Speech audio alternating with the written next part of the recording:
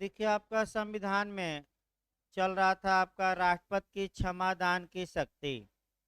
इसके बाद अभी कोरिलेट भी करना है कि राज्यपाल की क्षमा दान की शक्ति।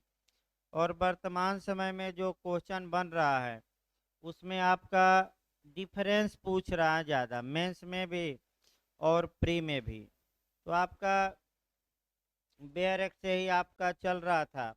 इसमें देखिए शब्दों को बताया जा रहा था, फिर हम एक बार बता रहे हैं कि आपका पहले तो दो शब्द देखिए जो अनुच्छेद 72 में प्रयोग किया गया है। एक आपका दंड और दूसरा दंडादेश। ये इंटरव्यू का क्वेश्चन है कि दंड और दंडादेश में डिफरेंस क्या है। तो आप ये कहेंगे कि दंड का मतलब आपका पनिशमेंट या कन्विक्ट होना या सजा, और सजा की मात्रा या दंड की जो मात्रा होती है उसी को दंडादेश कहा जाता है।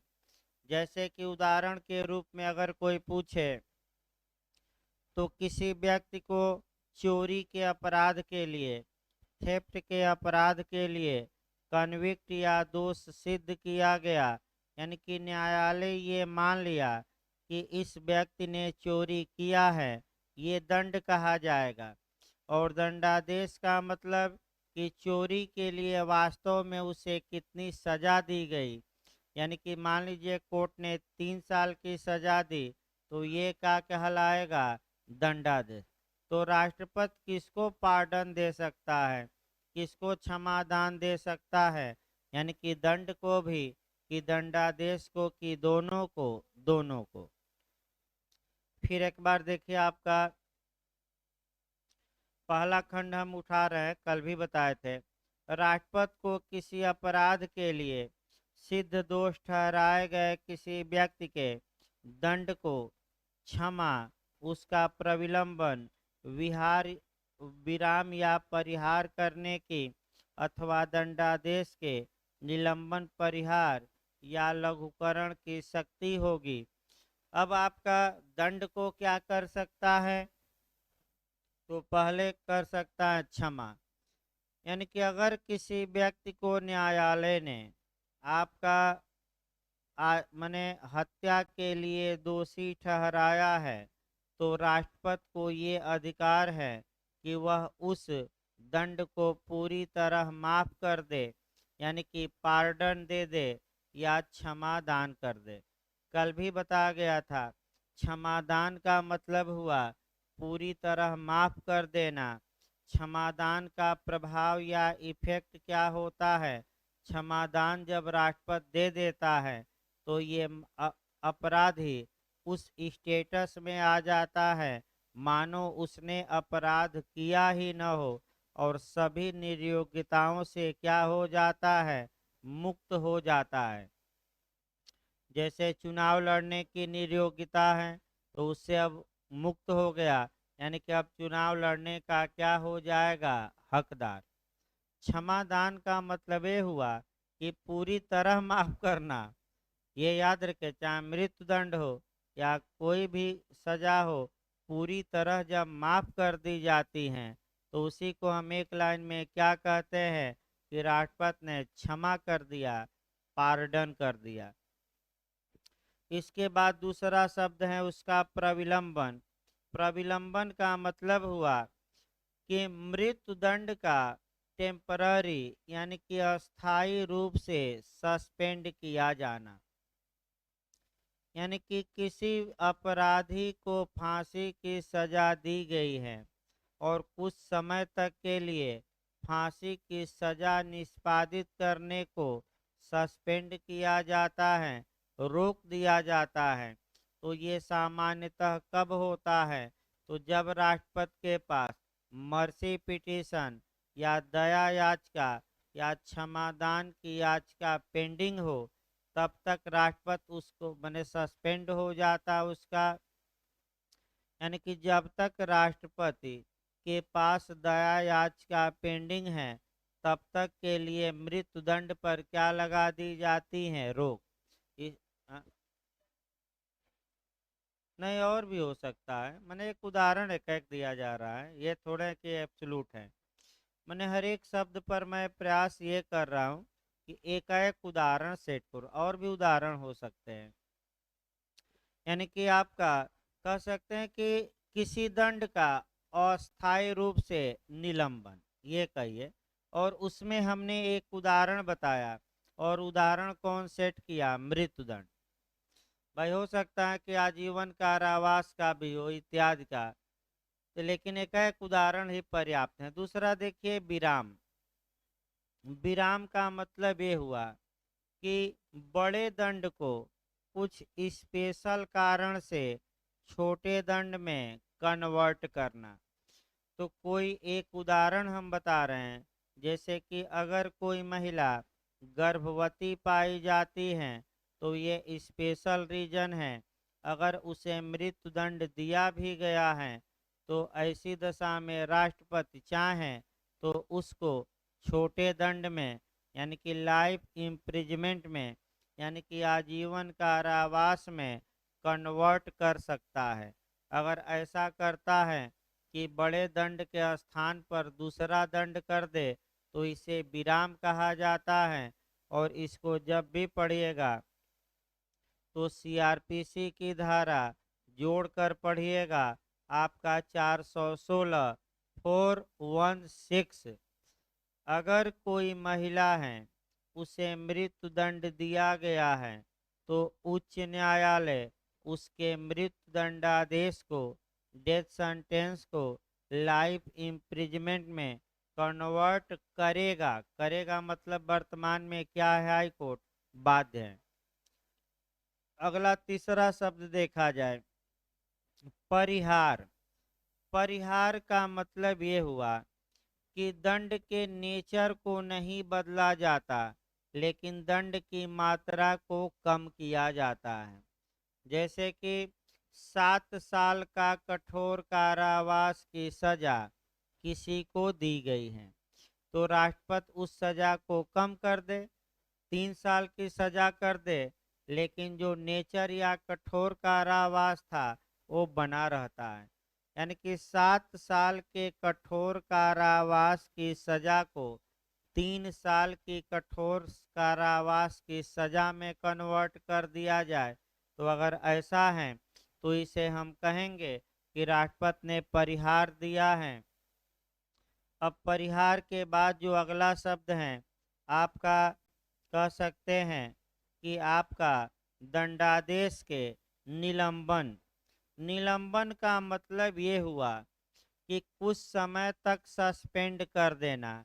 इसका भी अच्छा उदाहरण मृत्युदंड पर ही देख सकते हैं कि राष्ट्रपति आपका किसी के मृत्युदंड को कुछ समय के लिए स्थगित कर दिया, सस्पेंड कर दिया कि अभी मृत्युदंड नहीं दिया जाएगा, तो इसे हम क्या कहते हैं कि राष्ट्रपति ने दंडादेश को क्या किया? सस्पेंड, निलंबित। इसके बाद परिहार। परिहार हम बता ही चुके हैं। परिहार का मतलब दंड कम किया जाता है, लेकिन उसका नेचर नहीं बदलता। जैसे कि कठोर कारावास किसी व्यक्ति को 7 साल के लिए दिया गया हो, दंड की मात्रा कम की गई राष्ट्रपति द्वारा, 3 साल ही किया गया, लेकिन दंड का नेचर नहीं बदला। नेचर मतलब कि वह कैसा दंड रह गया? कठोर ही, सादा नहीं में कन्वर्ट हुआ, लेकिन दंड की मात्रा क्या किया? राष्ट्रपति ने कम कर दिया। और अंतिम है लघुकरण। लघुकरण का मतलब ये हुआ कि एक दंड के बदले दूसरा हल्का दंड देना। जैसे कि माने हल्का दंड, जैसे कि आपका इसमें नेचर भी बदला जा सकता है। जैसे कि अगर किसी व्यक्ति को 7 साल की कारावास की सजा दी गई है और सश्रम या कठोर सजा है, तो ऐसी दशा में राष्ट्रपति चाहें तो उसे सादा कारावास में कन्वर्ट कर सकता है, या ये कह सकता है कि ये 3 साल ही दंड भुगतेगा, लेकिन जो नेचर होगा वह क्या होगा? कठोर नहीं बल्कि क्या होगा? सादा। यानी कि इसमें नेचर बदला जाता है। और बड़े दंड की जगह पर कौन सा दंड कन्वर्ट किया जाता है? छोटा। जैसे आजीवन कारावास को किस में कन्वर्ट कर दिया? मन नहीं, आपका मृत्युदंड को किस में कन्वर्ट कर दिया? आजीवन में। यानी कि बड़े के बदले कौन सा दंड? हमेशा याद रखिए, पूरी तरह माफ जो किया जाता है उसको क्षमा कहते हैं। तो राष्ट्रपति क्या है? पूरी तरह माफ करे या दंड की मात्रा को क्या कर दे? कम। ये दोनों पावर हैं। अब आपका जो आगे शब्द देखना है बैरेट का, कि आपका किन किन दंडादेशों को राष्ट्रपति क्षमा इत्यादि कर सकता है। तो आपका 3 पॉइंट बताए गए हैं। 3 पॉइंट ABC। ए देखिए, उन सभी मामलों में जिसमें दंड या दंडादेश सेना न्यायालय ने दिया है। यानी कि अगर सेना न्यायालय, यानी कि मार्शल लॉ के तहत या सैन्य विधि के तहत किसी व्यक्ति को चाहे जो भी सजा दी गई हो, राष्ट्रपति चाहें तो उसकी सजा को पूरी तरह माफ कर दे, प्रविलंबन कर दे, विराम कर दे, परिहार कर दे, लघुकरण कर दे, निलंबित कर दे। ये राष्ट्रपति को पावर है। यानी कि किसने दंड दिया हो किसी मार्शल लॉ के तहत, यानी कि मिलिट्री लॉ के तहत, यानी कि सैन्य न्यायालय द्वारा। एक लाइन में, राज्यपाल को इस मामले में कोई पावर नहीं है। अभी एक विवाद और आपका सोशल मीडिया पर भी लगातार लोग कैंपेन चलाते रहते हैं, उस विवाद को थोड़ा देखा जाए। आपका जम्मू कश्मीर राज्य में मैंने 4-5 सैनिकों को आजीवन कारावास की सजा दी गई। तो आपका कांग्रेस के शासन में तो भाजपाई मांग कर रहे हैं कि राष्ट्रपति इन लोगों को क्या करे? क्षमा करे। सोशल मीडिया पर कैंपेन चलता रहता है, ये कांड हुआ, राष्ट्रपति को क्या करना चाहिए? माफ। यानी कि राष्ट्रपति को पावर है कि सेना न्यायालय ने किसी भी को भी दंडित किया हो तो राष्ट्रपति उसे पूरी तरह क्या कर सकते हैं? माफ। या दंड की मात्रा को क्या कर सकते हैं? कम। अगला देखिए, उन सभी मामलों में जिनमें दंड या दंडादेश ऐसे विषय संबंधी विधि के विरुद्ध अपराध के लिए दिया गया है जिस विषय तक संघ की कार्यपालिका शक्ति का विस्तार है। यानी कि इसका मतलब ये हुआ कि जिन विषयों पर यूनियन की एग्जीक्यूटिव पावर का विस्तार है और उससे संबंधित विधियों के मामले में, सभी विधियों के मामले में जिसके तहत किसी व्यक्ति को कोई सजा दी गई हो, चाहे दंड दिया गया हो या दंडादेश, राष्ट्रपति अनुच्छेद 72 का प्रयोग कर सकता है। तो तुरंत दिमाग में बैठाना है कि संघ की कार्यपालिका शक्ति का विस्तार प्री में भी आ चुका है। कहाँ तक होगा? तो संसद द्वारा जिस विषय पर कानून बनाया जा सकता है, संघ की कार्यपालिका शक्ति उस विषय पर क्या होगी? वहां तक विस्तृत होगी। ये अनुच्छेद याद रखिएगा। मैं एक अनुच्छेद उठा रहा हूँ, 73। आप बैरेक्ट में देख सकते हैं, संघ की कार्यपालिका शक्ति का विस्तार जिन विधियों तक है, उन विधियों के तहत अगर किसी व्यक्ति को सजा दी गई है तो राष्ट्रपति को अधिकार है कि वह उसको क्या कर सके? क्षमा इत्यादि कर सके। तो संघ की कार्यपालिका शक्ति का विस्तार आपका कह सकते हैं कि किन विषयों, किसके समविस्तीर्ण होगा, किसके पैरल होगा, किसके समानार्थी होगा। तो जिन विषयों पर संसद को कानून बनाने का क्या है? हक है। तो बताइए किन किन पर संसद कानून बना सकती हैं? संघ सूची पर बना सकते हैं कि नहीं? बना सकते हैं। समवर्ती सूची और अवशिष्ट शक्तियां हैं। तो अगर इन कानूनों के तहत किसी व्यक्ति को क्या दी गई है सजा, तो अब बताइए आईपीसी किस सूची में आती है? संघ सूची की, समवर्ती की, राज्य? समवर्ती। सीआरपीसी भी समवर्ती में है, एविडेंस भी समवर्ती में है। बस एक पुलिस आपका अधिनियम, पुलिस प्रावधान है जो राज्य का है, वो बताया जाएगा। एपीओ का आपका क्रैश कोर्स चलेगा तो पहले दिन बता दिया जाएगा।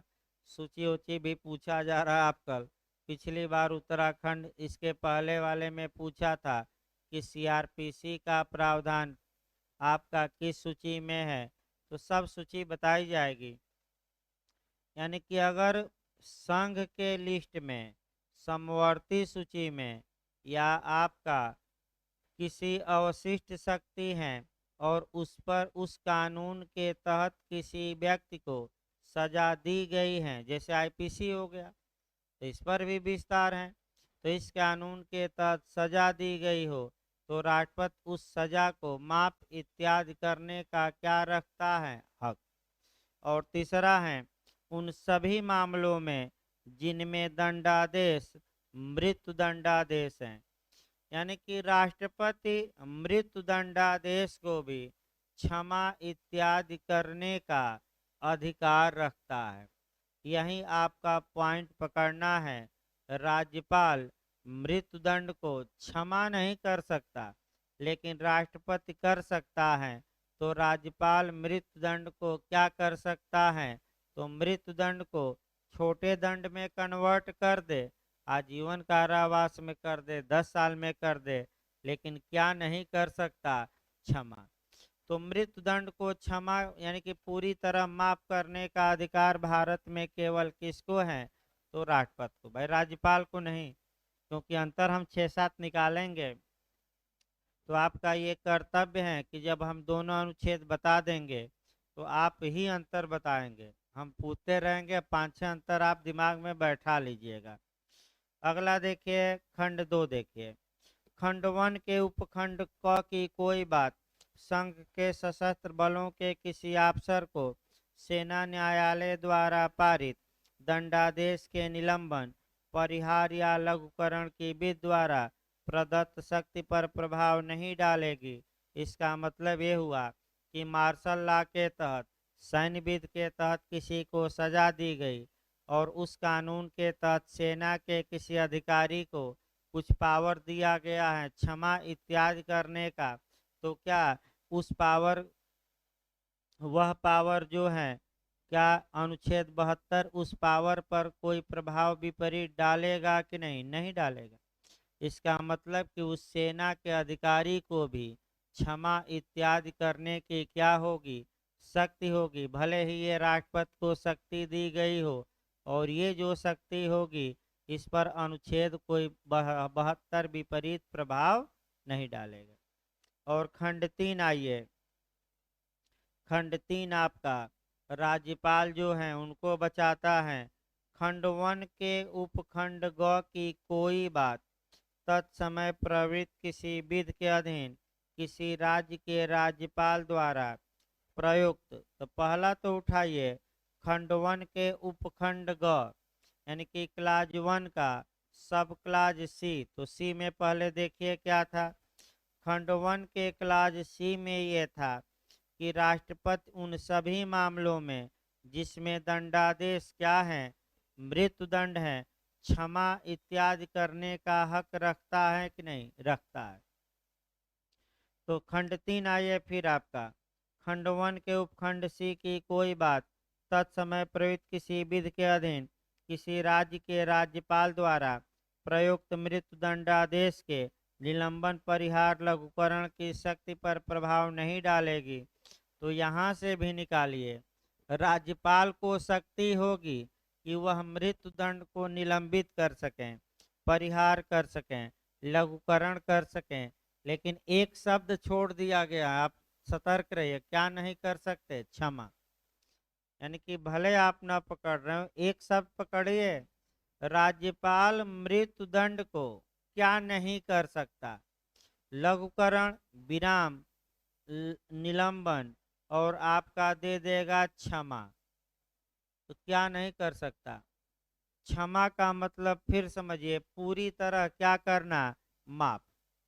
तो पहला अंतर भी याद रखिए कि राष्ट्रपति क्षमा कर सकते हैं मृत्युदंड के मामले में, राज्यपाल को क्षमा करने का हक नहीं। हाँ, अन्य में कन्वर्ट कर सकते हैं, आजीवन कारावास कर दें इत्यादि, लेकिन पूरी तरह मृत्युदंड को माफ करने का हक किसको नहीं है, राज्यपाल को।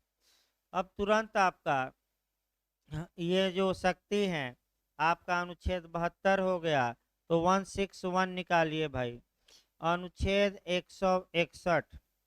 और तब अति महत्वपूर्ण जो आजकल पूछा जा रहा है वह देखा जाएगा। देखिए आपका अनुच्छेद 161 निकालिए। जो शक्ति राष्ट्रपति को अनुच्छेद 72 के तहत प्राप्त है, लगभग वैसी ही शक्ति राज्यों के गवर्नर या राज्यपालों को दी गई है अनुच्छेद 161 के तहत। यानी कि किस अनुच्छेद के तहत, 161 के तहत। देखिए बैरक, क्षमा आदि के कुछ मामलों में दंडादेश के निलंबन, परिहार या लघुकरण की राज्यपाल की शक्ति। तो देखिए, किसी राज्य के राज्यपाल को उस विषय संबंधी जिस विषय पर उस राज्य की कार्यपालिका शक्ति का विस्तार है। तो आइए अब राज्य की कार्यपालिका शक्ति का विस्तार पहले देखा जाए कि राज्य की एग्जीक्यूटिव पावर का एक्सटेंट या विस्तार कहाँ तक है। तो फिर इसके लिए पहले संघ का बताइए। तो संघ की कार्यपालिका शक्ति का विस्तार किस अनुच्छेद में, 73। कहाँ तक होगा, संसद जिस विषय पर क्या बना सकती है, कानून, उस विषय पर होगा। तो राज्य की कार्यपालिका शक्ति का विस्तार आपका कहाँ तक होगा, तो अनुच्छेद 161 के एक अनुच्छेद आगे बढ़िए, 162, एक अनुच्छेद आगे बढ़िए। राज्य की कार्यपालिका शक्ति का विस्तार उन विषयों पर होगा जिन विषयों पर राज्य विधानमंडल कानून बनाने की क्या रखता है, शक्ति। तो अब आप लोग बताइए, राज्य विधानमंडल संविधान के किस सूची में दिए गए विषय पर कानून बना सकता है, राज्य सूची, समवर्ती सूची। समवर्ती सूची पर तो दोनों बना सकते हैं। तो किस पर कानून बना सकता है आपका राज्य विधानमंडल, राज्य सूची, और किस पर, तो आईपीसी किस लिस्ट में है, समवर्ती में। तो अगर आईपीसी के तहत किसी व्यक्ति को सजा दी जाती है तो क्या राज्यपाल अनुच्छेद 161 के तहत आपका माने अपनी शक्ति का प्रयोग कर सकता है कि नहीं, कर सकता है। क्यों, क्योंकि इस विषय पर भी राज्य की कार्यपालिका शक्ति का क्या है, विस्तार। संघ का भी है और किसका, राज्य का। तो भाई दोनों को पावर है। अब अगला शब्द देखिए, शक्ति का विस्तार है किसी विधि के विरुद्ध किसी अपराध के लिए सिद्ध दोष ठहराए गए किसी व्यक्ति के दंड को क्षमा, उसका प्रविलंबन, विराम, परिहार करने अथवा दंडादेश के निलंबन, परिहार या लघुकरण की शक्ति होगी। अब किसी दंड को क्षमा, अब यही आपको सतर्क रहना है।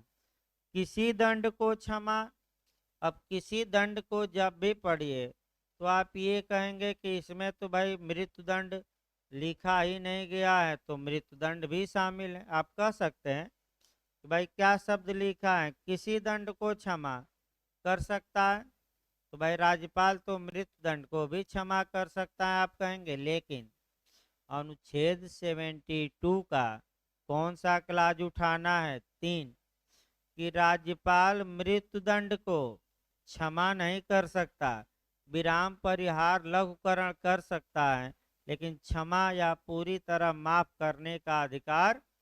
यानी कि जब भी अनुच्छेद 161 पढ़िएगा आप हर हाल में कौन सा आर्टिकल पढ़ेंगे, 72। और मृत्युदंड के मामले में 72 का कौन सा क्लाज पढ़ेंगे, 3। और तब आपका 161 पड़ी। 161 में ज़्यादा ताम झाम नहीं दिया गया है, इतना ही बताया गया है। शब्दों को मैं बता चुका हूँ। अब मुख्य रूप से अंतर हमें देखना है और आप अंतर बताइए। अनुच्छेद हम 72 लिख रहे हैं, इधर 161। पहला अंतर ये बता दीजिएगा कि अनुच्छेद 72 के तहत आपका दंड या दंडादेश को क्षमा इत्यादि करने की शक्ति भारत के राष्ट्रपति को प्रदान की गई है और अनुच्छेद 161 के तहत राज्यों के राज्यपाल को। पहला अंतर तो याद रखिए। अब इसका दूसरा अंतर आइए। अब आप लोग बताइए, राष्ट्रपति किस राज्य के न्यायालय द्वारा दिए गए मृत्युदंड या इत्यादि दंडों को क्षमा इत्यादि कर सकता है, कि पूरे भारत के न्यायालयों द्वारा, कि केवल किसी विशिष्ट राज्य के? हाँ, पूरे भारत। यानी कि राष्ट्रपति का जो, यानी कि इसका मतलब ये हुआ कि भारत के किसी भी न्यायालय द्वारा दिए गए किसी भी दंड को क्षमा इत्यादि करने का हक किसको प्राप्त है? राष्ट्रपति को। लेकिन अब राज्यपाल में आइए। क्या मान लीजिए उत्तर प्रदेश का राज्यपाल है, तो क्या भारत के सभी अपराधियों को क्षमादान दे सकता है? नहीं। यानी कि राज्यपाल का जो दायरा है वह सीमित हो गया। केवल उस राज्य के न्यायालय द्वारा दिए गए दंड या दंडादेश इत्यादि को क्षमा इत्यादि कर सकता है। तो किसका क्षेत्रीय विस्तार ज्यादा हो गया? राष्ट्रपति का। किसका क्षेत्रीय विस्तार कम हो गया? राज्यपाल। ये दूसरा अंतर हमने निकाला। तीसरा अंतर आइए। अगर सेना न्यायालय ने कोई दंड दिया है तो बताइए कौन क्षमादान या लघुकरण इत्यादि करने की शक्ति रखता है? राष्ट्रपति की, राज्यपाल की, दोनों? आप लोग बताइए। राष्ट्रपति। राज्यपाल में कहीं अनुच्छेद 161 तो 2 लाइन 3 लाइन का था ही, लेकिन यानी कि सेना न्यायालय द्वारा दिए गए दंड या दंडादेश को क्षमा इत्यादि करने का हक केवल राष्ट्रपति को प्राप्त है और राज्यपाल को इस मामले में कोई अधिकार नहीं है। तीसरा अंतर। चौथा अंतर देखिए। अगर किसी अपराधी को मृत्युदंड दिया गया है तो मृत्युदंड को क्षमा करने का हक किसको है? राष्ट्रपति को। और राज्यपाल को मृत्युदंड का, क्षमा मैं बता रहा हूँ, लवकरण इत्यादि नहीं, क्षमा करने का हक है कि नहीं? नहीं है। फिर एक बार देखिए, मृत्युदंड, यही क्वेश्चन गलत होगा। मृत्युदंड को क्षमा करने, पूरी तरह माफ करने का अधिकार केवल भारत के राष्ट्रपति को है, अन्यों को नहीं। राज्यपाल क्षमा तो नहीं कर सकते, कम कर सकते हैं, लेकिन क्षमा कौन कर सकता है? केवल राष्ट्रपति। चार अंतर हुए। पांचवा देखिए। राष्ट्रपति की जो क्षमादान देने की शक्ति है उसका विस्तार किस सीमा तक होगा? यानी कि राष्ट्रपति की क्षमादान देने की शक्ति का विस्तार उस सीमा तक होगा जिस सीमा तक संघ की कार्यपालिका शक्ति का क्या है? विस्तार। भाई अब विस्तार है। राज्यपाल को बताइए, राज्यपाल को किस सीमा तक क्षमादान करने की शक्ति का विस्तार होगा? तो जिस सीमा तक राज्य के विधानमंडल को क्या बनाने का हक है? कानून। ये चौथा अंतर रहा आपका। पांचवा और अंतर आपका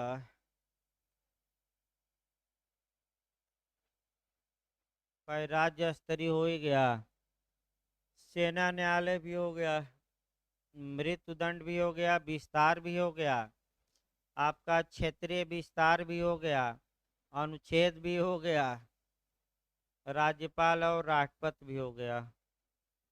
5 अंतर हुआ। और देखा जाए भाई आपका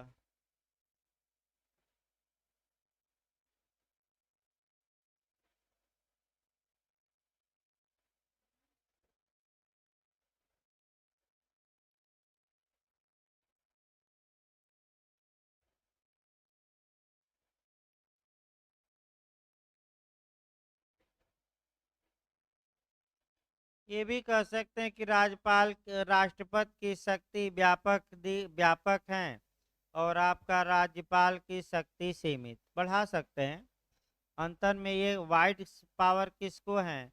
प्रेसिडेंट को। और आपका नैरो पावर किसको दिया गया है? गवर्नर को। एक बढ़ा सकते हैं, व्यापक और सीमित। बताइए। नहीं तो वो क्षमादान से मतलब नहीं है ना। क्षमादान से भाई देखिए अंतर निकालना थोड़ा कठिन रहता है। वैसे किताब में 2 ही 3 अंतर दिया है, फिर भी मैं 6 अंतर निकाल चुका हूँ, इसमें शक नहीं है। किताबों में 2 अंतर दे के निकल गया है और 6 अंतर। व्यापक सीमित भी एक दिखा सकते हैं कि राष्ट्रपति की शक्ति क्या है? वाइड है। और आपका राज्यपाल की शक्ति क्या है? सीमित।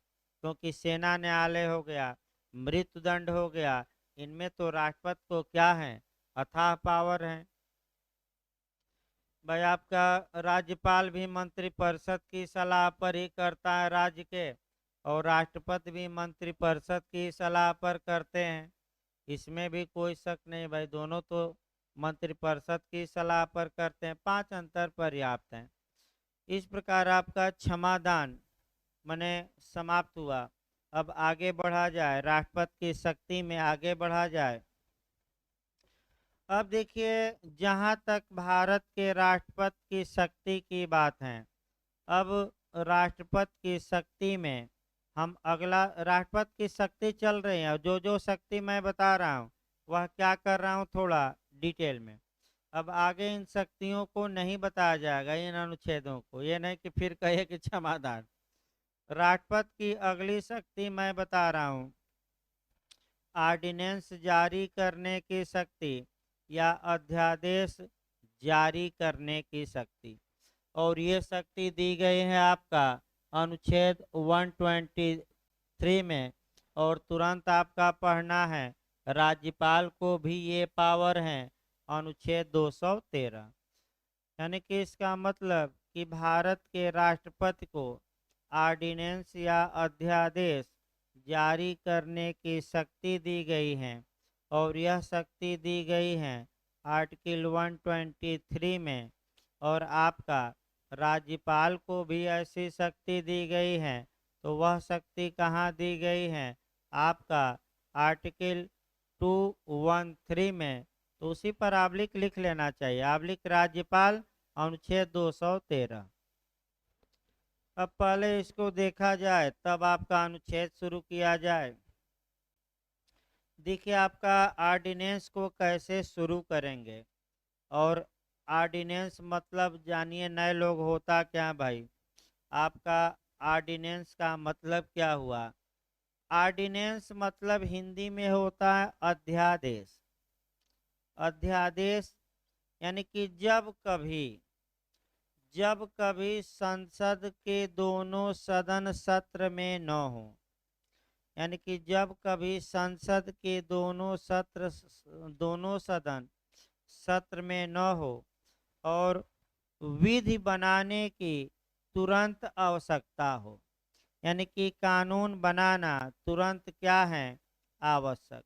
ऐसी दशा में भारत के राष्ट्रपति को अनुच्छेद 123 के तहत यह शक्ति प्रदान की गई है कि वह अध्यादेश या ऑर्डिनेंस जारी करके कानून का निर्माण कर सकता है।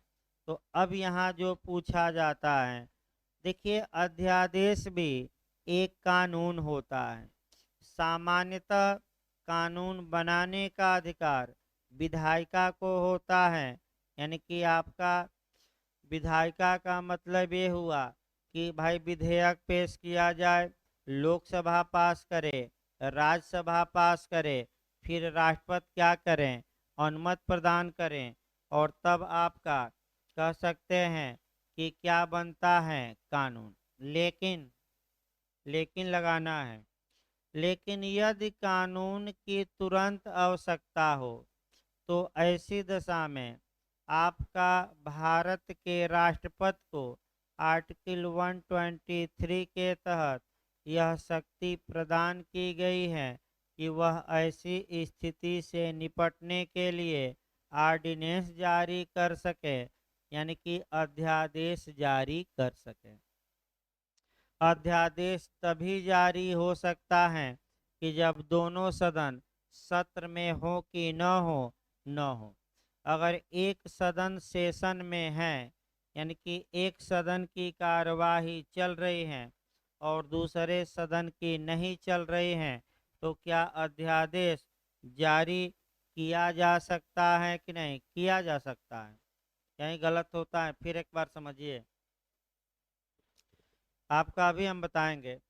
अगर एक सदन सत्र में हो, माने एक सदन चल रहा है और दूसरे सदन का सत्रावसान हो गया है, तब भी राष्ट्रपति अध्यादेश जारी कर सकता है।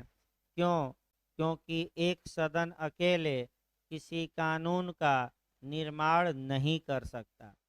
तो अब जो क्वेश्चन आपका जे में आया है और जीएस में आया है, जे में भी आया है, वह क्वेश्चन ये आया है कि कब अध्यादेश जारी नहीं किया जा सकता। तो आपका 4 ऑप्शन देगा। जब दोनों सदन सत्र में हो, ठीक है भाई, नहीं जारी करेंगे, क्योंकि जब संसद चल रही है, लोकसभा राज्यसभा, तो संसद कानून बनाए। दूसरा पॉइंट ये आया कि जब एक सदन सत्र में हो, तब जारी किया जा सकता है। जब दोनों सदन सत्र में न हो, तब भी जारी। तो कब जारी नहीं होगा? जब दोनों सदन क्या हो? सत्र में हो।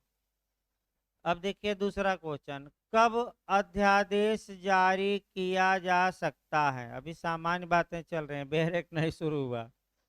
जब दोनों सदन सत्र में न हो, ठीक है, कोई दिक्कत नहीं है, अध्यादेश जारी करके कानून क्या करिए, बनाइए। जब एक सदन सत्र में हो और दूसरा सदन सत्र में न हो, तब भी ऑर्डिनेंस जारी किया जा सकता है। इसका कारण ये है कि एक सदन अकेले कानून का निर्माण नहीं कर सकता। अब अध्यादेश द्वारा क्या किया जा सकता है, ये आईएएस में भी पूछा गया है। ऑर्डिनेंस जारी करके क्या किया जा सकता है? किसी नए कानून का निर्माण किया जा सकता है, किसी कानून को रिपील या समाप्त किया जा सकता है, किसी कानून में संशोधन किया जा सकता है, उपर्युक्त सभी। तो क्या मारेंगे? उपर्युक्त सभी। फिर एक बार देखिए, अध्यादेश जारी करके नया कानून भी बनाया जा सकता है, ये भी याद रखिए। अध्यादेश जारी करके किसी पुराने कानून को पूरी तरह क्या किया जा सकता है? रद्द, निरसित। आईएएस का क्वेश्चन है। और अध्यादेश जारी करके किसी कानून में क्या किया जा सकता है? संशोधन। ये भी याद रखना है, आपका तीनों काम हो सकता है। अब अगला क्वेश्चन, अध्यादेश जारी करके क्या नहीं किया जा सकता? तो एक काम नहीं हो सकता, संविधान में संशोधन। ये भी याद रखना है कि अध्यादेश जारी करके क्या नहीं हो सकता? तो संविधान में संशोधन नहीं हो सकता, क्योंकि संविधान संशोधन के लिए अनुच्छेद 368 में अलग प्रावधान किया गया है और आपका अलग प्रावधान किया गया है, और संविधान संशोधन के लिए ऑर्डिनेंस काम नहीं करेगा। तो अगला क्वेश्चन यही उठता है कि संविधान संशोधन के लिए अध्यादेश जारी किया जा सकता है कि नहीं?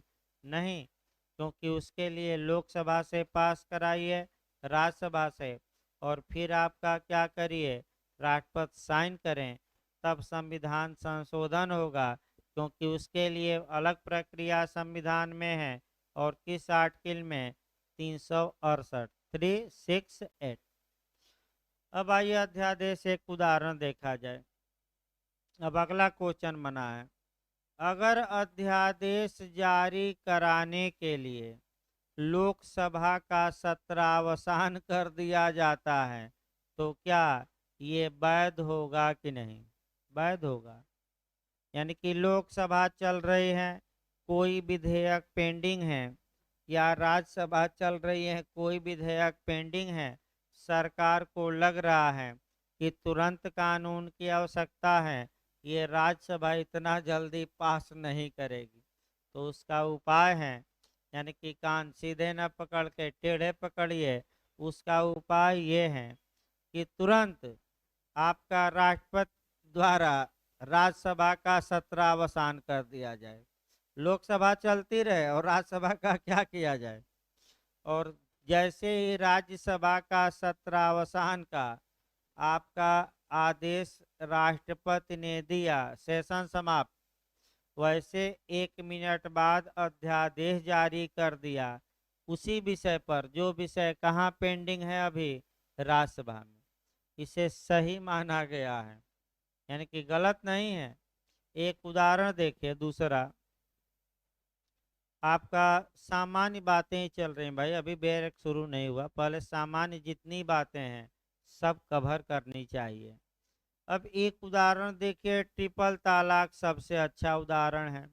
इधर आपका राज्यसभा में मोदी सरकार के पास बहुमत आज भी नहीं है, बहुमत था नहीं। ऐसी दशा में आपका जो ट्रिपल तलाक का बिल था राज्यसभा में फंस गया। तो जैसे ही सत्र अवसान हुआ, आपका ट्रिपल तलाक का अध्यादेश जारी किया गया और कानून लागू कर दिया गया। अध्यादेश का बल उतना होता है जितना संसद द्वारा बनाए गए कानून का। इसको कहा जाता है कि कार्यपालिका ने विधायिका की शक्ति को हड़प लिया है। तो आप लोग बताइए, कानून मॉन्टेस्क्यू के अनुसार, जिसने सेपरेशन ऑफ पावर का सिद्धांत दिया, शक्ति पृथक्करण का सिद्धांत, कानून कौन बनाए? विधायिका। कानून लागू कौन कराए? कार्यपालिका। और कानून के अनुसार निर्णय कौन दे? न्यायपालिका। यहाँ तो कानून कार्यपालिका का हेड बना दे रहा है, कौन? राष्ट्रपति। जबकि कानून बनाने का हक किसको है? आपका संसद को। लेकिन भारत में एक अजीब स्थिति दी गई है। अब अगला क्वेश्चन, ये अध्यादेश जारी करने की शक्ति कहाँ से ली गई है? तो मैं बता दूं, विश्व में लगभग किसी भी देश में कार्यपालिका के प्रधान को ये शक्ति प्रदान नहीं की गई है। यानी कि विधायिका कानून बनाए, राष्ट्रपति अध्यादेश द्वारा नहीं। तो अगर क्वेश्चन पूछे कि ये शक्ति कहाँ से एडाप्ट की गई है, अमेरिका से, इंग्लैंड से, जापान से, और भारत शासन अधिनियम 1935 से, तो आप मार्क कराइए, भारत शासन अधिनियम 1935। गवर्नर को और गवर्नर जनरल को ऑर्डिनेंस जारी करने की शक्ति दी गई थी। किस कानून के तहत अंग्रेजों ने दिया था? भारत शासन अधिनियम 1935। अध्यादेश देखिए, चूंकि कानून भाई विधायिका को बनाना चाहिए, और आपातकाल में कौन बना रही है? कार्यपालिका। अतः ऐसी दशा में लंबे समय तक बिना विधायिका के अनुमोदन के इसे नहीं रखा जा सकता। तो एक अध्यादेश जारी कराया जाए और तब सही रहेगा। एक उदाहरण देखिए कैसे क्या होता है। एक बार देखिए, तो 6 सप्ताह है ना बेयर एक्ट में। हाँ देखिए भाई, अब से कोई आपका ट्रिपल तलाक ही लेकर चला जाए, एक कोई उदाहरण भाई लेकर चलना पड़ेगा ताकि उसके बाद बेयर एक्ट शुरू किया जाए। मान लीजिए ट्रिपल तलाक पर कानून बनाना है, तो ऐसी दशा में अब लोकसभा और राज्यसभा में विवाद उत्पन्न हो गया, तुरंत कानून पास नहीं राज्यसभा करना चाहती, तो ऐसी दशा में मंत्रिपरिषद के पास एक पावर है कि वह कानून का मॉडल बना दे, कानून बना दे, राष्ट्रपति के पास भेज दे, और जैसे ही सदन का क्या हो, सत्रावसान, या तो दोनों का या एक का। वैसे 1 मिनट बाद ट्रिपल तलाक का कानून कौन बना दे? राष्ट्रपति। क्या जारी करके? अध्यादेश। अब ये कानून वैध होगा, लागू भी होगा, ये इसमें शक नहीं है। लेकिन जब संसद की बैठक दूसरी बार होगी, पुनः होगी, तो ये कानून 6 सप्ताह के अंदर दोनों सदनों द्वारा पास होना चाहिए। अगर दोनों सदन 6 सप्ताह, बैठक के कितने सप्ताह, 6 सप्ताह के अंदर लोकसभा राज्यसभा पास नहीं करती, तो ये अध्यादेश अपने आप लैप्स हो जाएगा, अपने आप ये क्या हो जाएगा? समाप्त। चलिए, लोकसभा राज्यसभा की बैठक हुई, पास ही नहीं हो पाया, तो फिर से समाप्त हो गया। कितना दिन बीतने के बाद? 6 सप्ताह। फिर आपका दोनों सदन का सत्र अवसान हुआ। फिर राष्ट्रपति ने अनुच्छेद 123 के तहत वह ऑर्डिनेंस जारी कर दिया। फिर चालू हो गया कानून। मैंने कि आपका कुछ दिन तक नहीं रहा, फिर कानून उसी वहीं वहीं अध्यादेश, फिर वहीं अध्यादेश, फिर। तो मोदी सरकार ने भी 3 या 4 बार, याद तो नहीं है, ये जो ट्रिपल तलाक का अध्यादेश के तहत कानून बनाया था, 3 या 4 बार रिपीट किया था, क्योंकि राज्यसभा पास नहीं कर रही थी। तो आपका अध्यादेश फिर वही कहानी होगी कि फिर बैठक, फिर कितने सप्ताह में पास नहीं हो पाया? 6। तो फिर अब अपने आप को क्या हो गया? लैप्स। फिर अब आपका आया डीसी बाधवा का केस। डीसी बाधवा बनाम बिहार राज्य, एक ही लीडिंग केस है।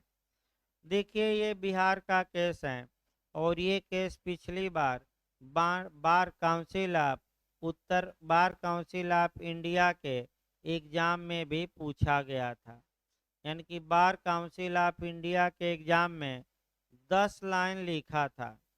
10 लाइन, ये पूरा मैंने पंचौरा लिखा था। अरे भाई, 2 ही लाइन में लिख सकते थे। यानी कि पूरा कहानी लिखा था कि ये कानून की आवश्यकता थी, राज्यपाल ने कानून अध्यादेश द्वारा बनाया, लैप्स कर गया, फिर अध्यादेश जारी किया, फिर जारी किया, और 14 साल तक बिना विधायिका के पास किए हुए कानून को अस्तित्व में रखा गया।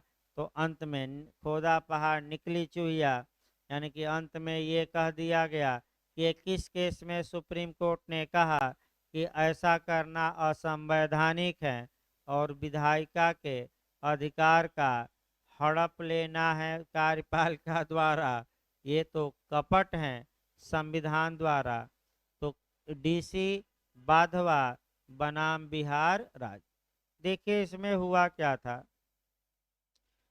एक ऑर्डिनेंस राज्यपाल ने अनुच्छेद 213 के तहत जारी किया। ठीक है भाई आपका। अब देखिए समय कैसे बढ़ेगा। तो मान लीजिए जिस दिन सत्रावसान हुआ सदन का, उस दिन अध्यादेश जारी हो गया। अगली बैठक कितने माह के अंदर करानी है? सदन की 2 बैठकों के बीच कितने से अधिक का अंतर नहीं होना चाहिए? 6 माह। 6 माह तो ऐसे ही रह गया कानून। भाई कानून रहा। इसके बाद बैठक शुरू हुई, तो बैठक के कितने सप्ताह? 6 सप्ताह तक आपका रहा, ये भी रहा। पास नहीं हो पाया विधानसभा से बिहार, लैप्स कर गया, अपने आप को क्या हो गया? समाप्त। फिर सत्रावसान हुआ, यानी कि सदन की बैठक समाप्त हुई। फिर राज्यपाल ने हूबहू उसी अध्यादेश को क्या किया? जारी। फिर पास नहीं हो पाया, फिर फेल मार गया, फिर सदन समाप्त, फिर जारी। ऐसे 14 साल तक एक ही अध्यादेश को क्या किया गया? बनाए रखा गया। तो एक डीसी बाधवा जो रिसर्च स्कॉलर था, वह देखा कि ये तो आपका वो चला गया सुप्रीम कोर्ट और कहा कि हजूर ये क्या नौटंकी कर रहे हैं राज्य, ये तो संविधान के साथ क्या कर रहे हैं? खिलवाड़। और कानून बनाने का हक लेजिस्लेचर को है और कार्यपालिका उस हक को क्या की है? हड़प ली है। खुद राज्यपाल अध्यादेश द्वारा कानून बना रहे हैं। तो सुप्रीम कोर्ट ने इसे क्या कहा? असंवैधानिक, लेकिन ये नहीं बताया कि कितनी बार रिपीट कर सकते हैं। तो आपका ये नहीं बताया, एक बार कर सकते हैं कि 2 बार कि 3 बार कि 4 बार कि 5 बार, लेकिन अवैध बता दिया। तो ये आपका अब अगला क्वेश्चन ये उठता है कि राष्ट्रपति द्वारा जो ऑर्डिनेंस जारी किया गया है, उस ऑर्डिनेंस को किस बेस माने वह उस ऑर्डिनेंस को किस बेस पर, किस आधार पर आप चैलेंज कर सकते हैं, आधार पूछा जाता है। तो पहला आधार हम उठा सकते हैं कि जो राष्ट्रपति ने अध्यादेश तो जारी किया, लेकिन इस अध्यादेश द्वारा हमारे फंडामेंटल राइट का राष्ट्रपति ने क्या किया है, उल्लंघन। तो पहला आधार क्या हो गया चैलेंज का, कि हमारे मूल अधिकार का अध्यादेश क्या करता है, उल्लंघन। दूसरा, संविधान के मूलभूत ढांचे पर क्या पड़ता है इससे, प्रभाव। तीसरा, हजूर ये जो अध्यादेश हैं ये आपका संघ की कार्यपालिका शक्ति के बाहर हैं, यानी कि जिस सीमा तक राष्ट्रपति को पावर है, संसद को कानून बनाने का पावर है, उस सीमा से ये क्या जा रहा है, बाहर। तो बताइए किस, अभी बताया गया किस किस विषय पर संसद को कानून बनाने का अधिकार है, संघ सूची पर, राज्य सूची पर नहीं है, समवर्ती सूची पर है, और अवशिष्ट। तो ये आप दिखा सकते हैं कि हजूर अध्यादेश राष्ट्रपति ने जारी किया, लेकिन ये तो संघ का विषय है, और इस पर किसने कानून बना दिया, राष्ट्रपति ने। तो आगे बताया जाएगा भाई, अगला क्लास कल चलेगा अब, क्योंकि थोड़ा दिक्कत भी आ रही है बोलने में। तो कल आपका कॉन्ट्रैक्ट में लेक्चर चलेगा भाई, इंग्लिश की क्लास है नहीं कल। तो 8 बजे आइए ताकि 12 बजे तक निपटा। पहले आपका देखिए कल शेड्यूल थोड़ा 2 दिन चेंज रहेगा। पहला जो क्लास चलेगा आपका कॉन्ट्रैक्ट का चलेगा, क्योंकि इंग्लिश की क्लास है नहीं।